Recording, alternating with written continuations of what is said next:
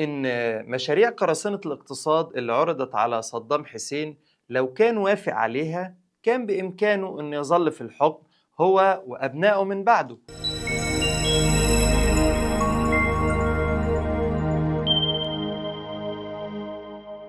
أهلًا بكم، أنا حسام جلال ومرحبًا بكم في إنحاز وفكرة.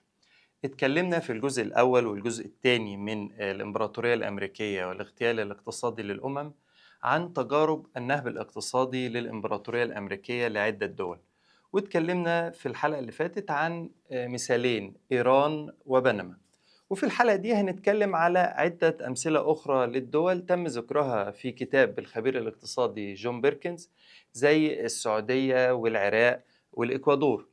بالنسبة للسعودية كنا اتكلمنا عن تفاصيل الاغتيال الاقتصادي للسعودية في الجزء الثاني من العلاقات الأمريكية السعودية، وملخصها إن الدول العربية لما قامت بحظر النفطي بعد حرب أو في حرب 73، النفط أو سعر النفط ارتفع ارتفاع جنوني، بالتالي تكون ثروة ضخمة لدى السعودية. أمريكا كان عينها على الثروة دي وقررت إن هي تقوم بنهب هذه الثروة، واستخدمت أسلوب التهديد والترغيب، التهديد بالاحتلال العسكري والترغيب بإقامة مشاريع تنقل السعودية نقلة حضارية كبيرة. وبالفعل تم توقيع اتفاقية الجيكور سنة 1974 بين أمريكا والسعودية، واللي على إثرها هتقوم السعودية بوضع عوائد النفط من البترول من بيع بترولها في البنوك الأمريكية، وأمريكا تقوم بالصرف على المشاريع اللي هتقام في السعودية من هذه الأموال المودوعة في البنوك الأمريكية، بالإضافة إلى دعم نظام الحكم في السعودية ونظام ودعم عسكري لا محدود للسعودية. ولمزيد من التفاصيل ممكن نرجع للجزء الثاني في حلقة العلاقات السعودية الأمريكية. ننتقل إلى العراق. أمريكا كانت عايزة تعمم تجربة السعودية على عدة دول تكون لديها ثروات ضخمة نتيجة زيادة أسعار البترول زي العراق وإيران.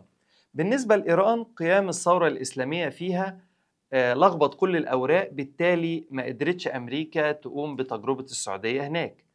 أما بالنسبة للعراق فمشاريع قراصنة الاقتصاد رفضها صدام حسين، بالتالي قامت أمريكا بعد كده بالتدخل العسكري.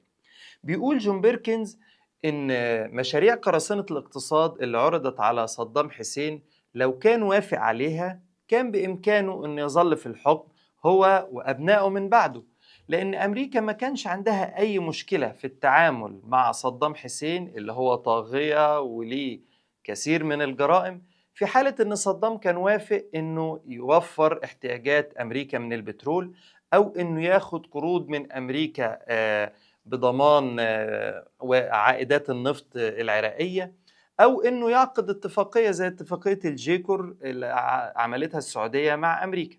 ولكن صدام رفض كل ده، والعراق كانت له أهمية كبيرة، بالتالي أمريكا ما تقدرش تفرط فيها أو تسيب الملف ده. وبيتكلم جون بيركنز وبيعدد من أهمية العراق بالنسبة لأمريكا، وبيقول إن العراق كانت أمريكا بتنظر لها إنها دولة نفطية يكاد نفطها يماثل نفط السعودية، وإن العراق مش بلد النفط فقط بل هي بلد النفط والمياه، لأن أغلب نهري دجلة والفرات بيمروا بيها، وده بيزود أهمية أخرى للعراق، بالإضافة إلى أهمية موقعها الاستراتيجي، لأن العراق لها حدود مع 6 دول: تركيا والسعودية وإيران والأردن وسوريا والكويت، بالإضافة إن المدى الصاروخي للعراق يوصل لإسرائيل، بالإضافة إنه يوصل لجمهوريات الاتحاد السوفيتي السابق.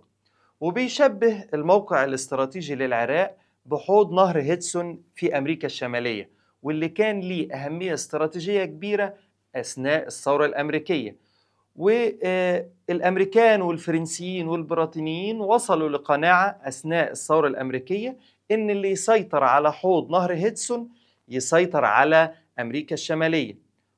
وبنفس الصيغة ينظر خبراء الاستراتيجية العسكرية إلى العراق، إن اللي يسيطر على العراق يسيطر على مفاتيح الشرق الأوسط. إذن أهمية العراق بالنسبة لأمريكا جعلت النخبة الأمريكية الناهمة لنهب الأمم واقتصادها ما تسيبش العراق في حالها، وما ينفعش الموضوع يمر بسهولة، خصوصا إن النخبة الأمريكية في الوقت ده ابتدى يظهر بوش الأب وهو عنده شركة بترول اللي هي شركة زباتة للبترول، جورج بوش الابن عنده شركة هاريكان للبترول، ديك تشيني اللي كان وزير دفاع وبقى نائب رئيس عنده أيضا شركة هاليبرتون للبترول، بالإضافة إلى الآخرين من النخبة الأمريكية. كل ده خلى تركيز أمريكا على ثروات العراق وإن ملف العراق ما ينفعش يمر بسهولة تركيز شديد. وأثناء ما هم بيتكتكوا ويخططوا للإيقاع بصدام حسين، راح صدام حسين اداهم هدية على طبق من فضة وقام بغزو الكويت. أول ما صدام قام بغزو الكويت طلع بوش الأب يشجب ويندد بانتهاك صدام حسين للقانون الدولي وبلا بلا بلا، على الرغم من أن بوش الأب قبلها بكام شهر انتهك هو الآخر القانون الدولي لما قام بغزو بنما ذات ال2 مليون نسمة وقبض على رئيسها مانويل نرويجا وأودعه في السجن في الولايات المتحدة. نسيت أقول لكم في الحلقة اللي فاتت إن بعد اغتيال أمريكا لرئيس البنمي عمر توريخوس في عهد الرئيس الأمريكي ريجن، كان النائب بتاعه في الوقت ده بوش الأب اللي كان قبلها رئيس المخابرات المركزية الأمريكية CIA. بعد اغتيالهم لعمر توريخوس تولى مانويل نرويجا رئاسة بنما. نرويجا كان متعاون مع أمريكا وفي علاقات جيدة من أيام لما بوش الأب كان رئيس المخابرات، ولكن العلاقات تدهورت بعد كده، فاتهموه انه تاجر مخدرات. واول ما تولى بوش الاب رئاسة امريكا سنة 89 قام بغزو بنما من اجل ارساء الديمقراطية والقضاء على تجارة المخدرات، حاجة كده شبه اللي ترامب بيعملها دلوقتي مع فنزويلا، برضو نفس السيناريو. وقبض على مانويل نرويجا زي ما قلنا وانتهك القانون الدولي تماما وقبض عليه واخدوا يحاكموا في أمريكا. نرجع تاني للعراق واللي لم تنجح معها محاولات قراصنة الاقتصاد ولا فصيلة الثعالب بعد حرب الخليج الثانية أو حرب الكويت، فتم اللجوء للحل الثالث اللي هو الغزو العسكري اللي تم في 2003 من قبل نفس المجموعة برضو اللي هم بوش الابن المرة دي مش الأب، وديك تشيني اللي بقى نائب رئيس في عهد بوش الابن وكان وزير دفاع في عهد بوش الأب. تم غزو العراق بذريعة أسلحة الدمار الشامل، وطبعا هم لن يعدموا الذرائع، ده تاجر مخدرات، ده شيوعي، ده عنده أسلحة دمار شامل. وبكده تكون تجربة العراق هي تجربة فشل فيها قراصنة الاقتصاد بينما نجحوا في السعودية، فشلت فيها فصيلة الثعالب بينما نجحت في إيران وبنما، ولكن نجحت الحل الثالث الإمبراطوري القديم بالاحتلال العسكري.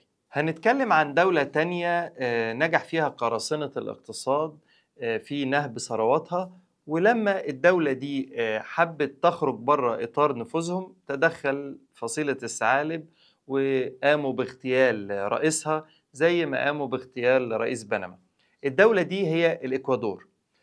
بيقول جون بيركنز إن قراصنة الاقتصاد كان عينهم على الإكوادور من فترة طويلة، لأن الإكوادور كانوا بيقدروا إن البترول اللي موجود عندها في غابات الأمازون يكافئ البترول اللي موجود في الشرق الأوسط، بالتالي حطوها تحت المجهر ووقعوها في فخ القروض وإنشاء مشاريع البنية التحتية، الفخ المعتاد، طرق وكباري وسدود واتصالات ومحطات كهرباء بتفيد فئة محدودة من أهلها أو العائلات الثرية هناك.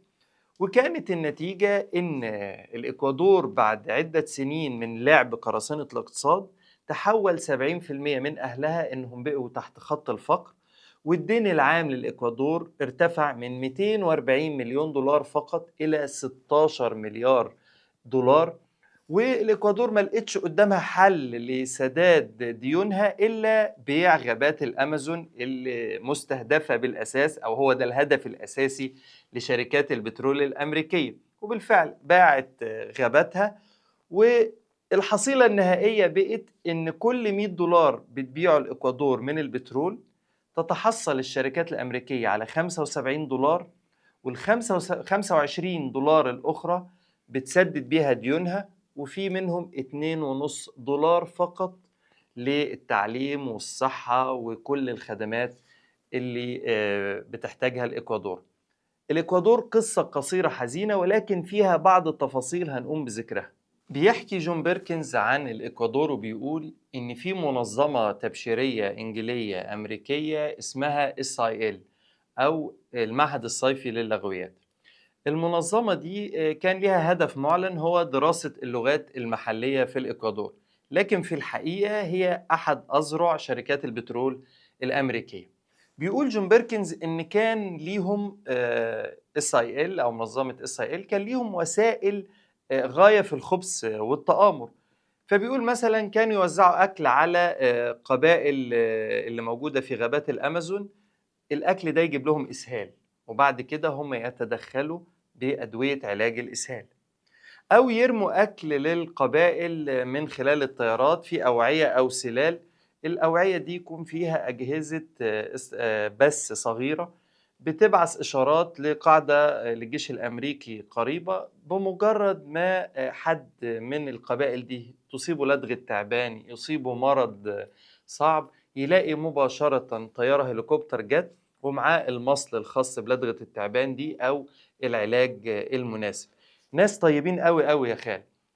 المهم ان شركات البترول الامريكيه كانت عايزه تهجر اهالي القبائل دي من المناطق اللي عايزه تنقب فيها عن البترول، فطبعا استعانت بمنظمه SIL التبشيريه. المنظمه ابتدت تتكلم مع الاهالي وتحاول تقنعهم ان يتركوا ارضهم ويروحوا لاماكن تانية.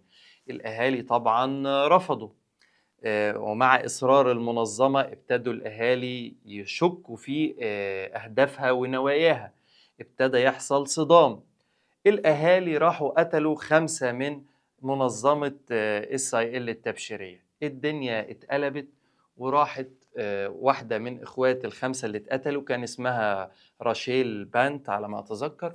راشيل دي قامت بجولة على كل برامج التلفزيون الأمريكي لجمع التبرعات لمنظمة SIL، وجمعت ملايين الدولارات لدعم أهداف المنظمة اللي عايزة تنقل بين قوسين الهمج اللي هم القبائل اللي في الإكوادور علشان يبقوا متحضرين ومتمدنين زي الأمريكان.